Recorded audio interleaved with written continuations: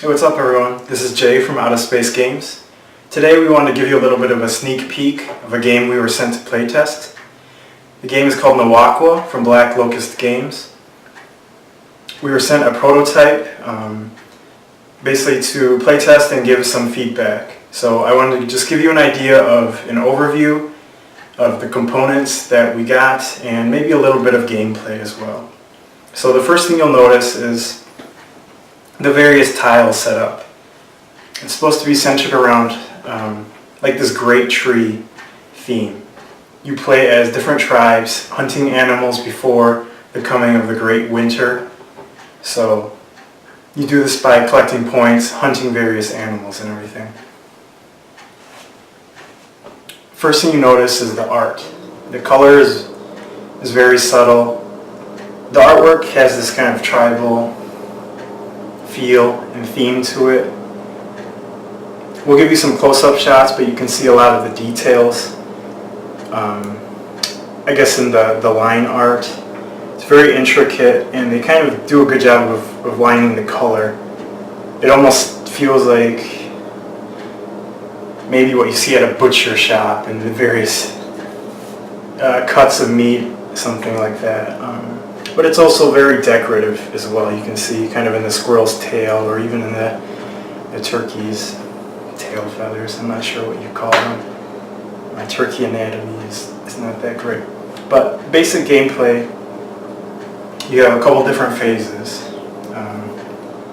First is or different options, I should suppose. A couple different options, I should say. So, in this deck here, everyone will draw 7 cards, and this is kind of what you work with. Now within this deck you'll find some various cards. I'll detail those for you. So you have your various tracks. Here you have a paw print, a hoof print, and a bird's claw, we'll say. You also have some weapons. Here is a spear and a bow. Now, on your turn you can choose to hunt an animal. To do so, you have to discard 4 cards from your hand, and they have to match the symbols that appear above the animal you're attempting to hunt.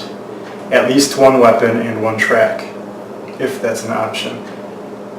For instance, since I keep pointing at the wolf, if we're hunting the wolf, you need to discard 4 cards.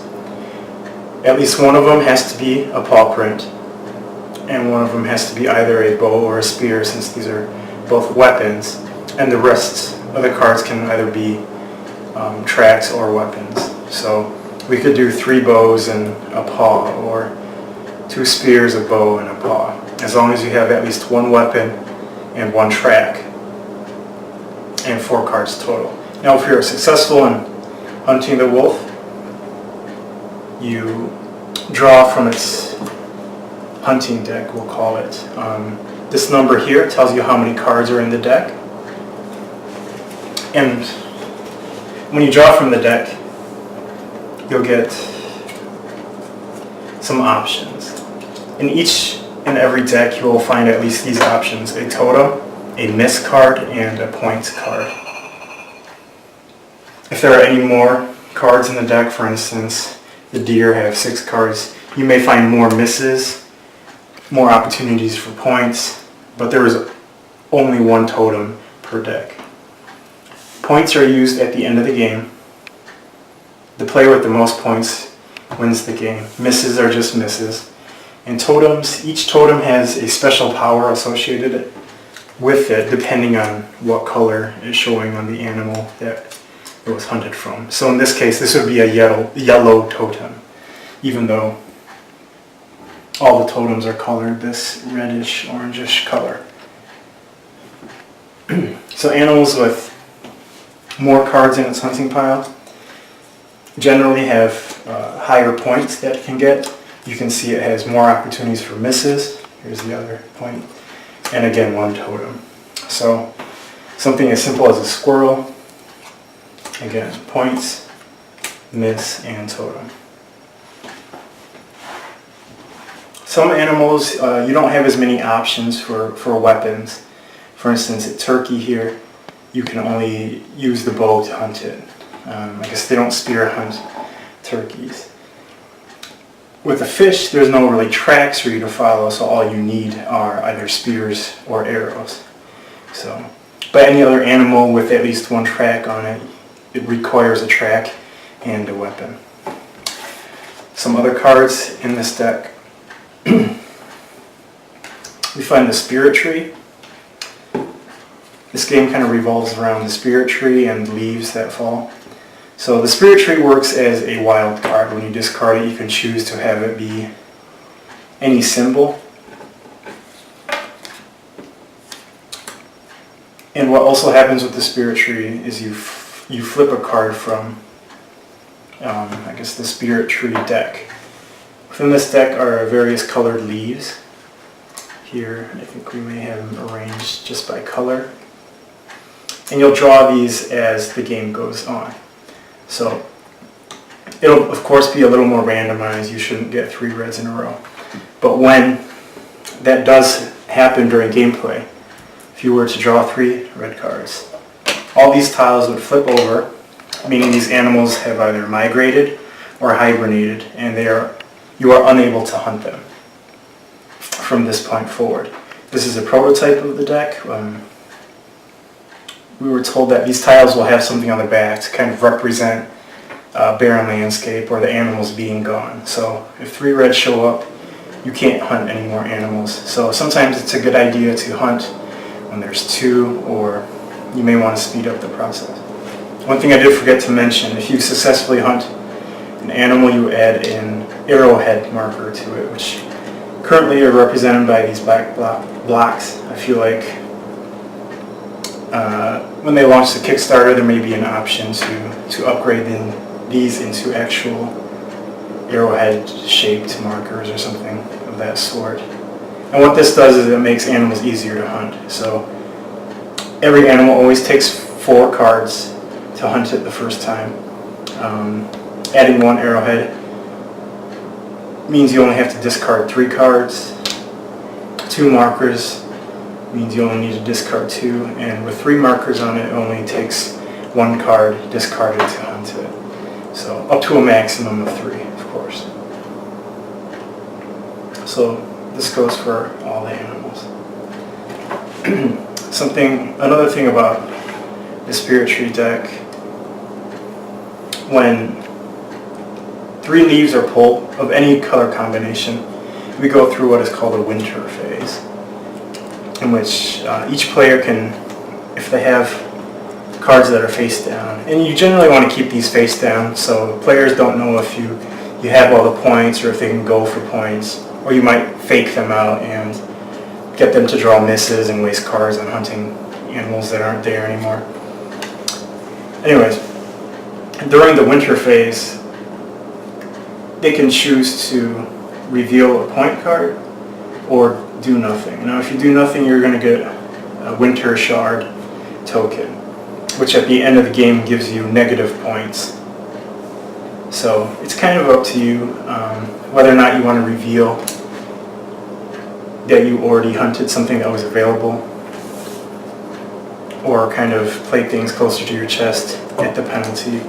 I believe these are worth -20 at the end, so if you have 40, maybe it's not worth it for you to show, since you're still getting 20 points out of it, and someone might go hunting if the wolf only costs 1 and get a miss or something like that. So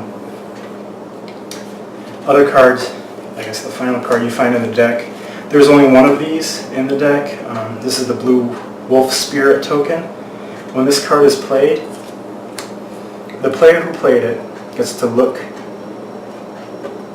through all the cards remaining in an animal's hunting deck. And in addition to looking at it, they can stack it however they like.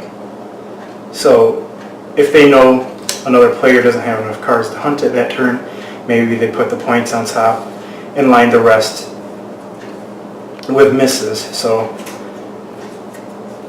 they would get first crack at it, and then any other player going for it would get a couple misses. Or you can stack it however you want. Maybe if all the points are gone, you stack the totem. but really it's up to you, and this is where some strategy comes in terms of bluffing. Having the ability to stack the deck does give you an advantage of knowing at least what's in that deck and whether or not you want to go for it. Maybe someone hunts it and makes it easier for you to hunt by putting an arrowhead token on it. So then you give them the miss and then you pick up whatever spoils they leave behind. So that's kind of a basic overview.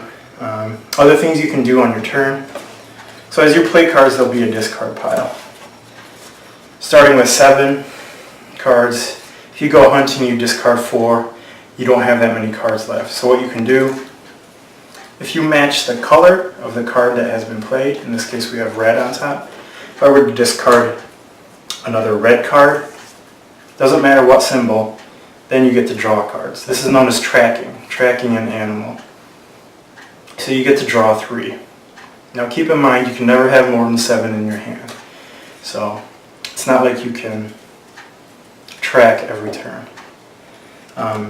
Something else, sometimes you don't have a color that matches. You always have the option to draw just 1 card. And basically you almost hope that it's enough to give you to hunt an animal or to be able to track it. Real quick before we finish, I'll give you an idea of what the totems do. So for the yellow totem, if you have a yellow totem, for instance, the deer is yellow, so it counts as a yellow totem. If you play this, it allows you to just match the symbol instead of matching a color. So I would play the totem, match the symbol to track, which means I draw 3. The orange totem. At the end of the game, if you collected a shard, if you show that you have an orange totem, it basically cancels that effect.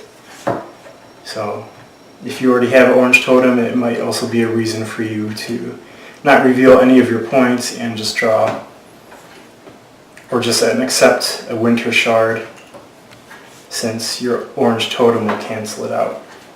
Green totems. When a green totem is played, a green totem is played in response to a spirit tree card being played. So when the spirit tree card is played and you flip over a leaf from the deck, playing a green totem allows you to draw another leaf. If you want to kind of speed up the process of the game, if you feel like you're ahead, or maybe try to cancel out some options for hunting, or what you can do is make it so that no leaf is drawn. So maybe there's already 2 red, you're trying to prevent that one from happening, or you feel that you're behind on points, want to prolong the game. If you play a green totem, it allows you the option to draw 2 or cancel it completely. Finally, a red totem. The red totem, if you play, allows you to go hunting twice on your turn. Usually, even if, let's say, these 2 animals both have 3, so it only costs 1 card to go hunting for either of them. However, you can only hunt once on your turn. But if you play a red totem, you can go hunting 2 times. So that's the benefits and the abilities of all the totems for you, and kind of a quick gameplay overview. Now the game ends when all the spirit tree cards are flipped over, meaning all the animals have migrated or hibernated. At this point, everyone totals up their points, subtracts any winter shards, applies any orange totem effects, and after that, the player with the highest total amount of points wins. So somewhat straightforward, with some strategic, bluffing, and a lot of interaction based on what other people have done. You'll quickly notice that targets that have been hunted continue to be hunted. And you always have to be aware if players are trying to bluff you, if they've already gotten all the points, or if they're just trying to get you to make it easier for them to get the points. So we'll have the play session out for you quite soon. We've played it a couple times already and give you a more in-depth look at gameplay. So thank you for watching. Make sure you check out the rest of the videos on our YouTube page. We're also on Facebook and Twitter at Out of Space Games, and we have a brand new podcast also called Out of Space Games Podcast. So thank you for watching. We'll catch you next time.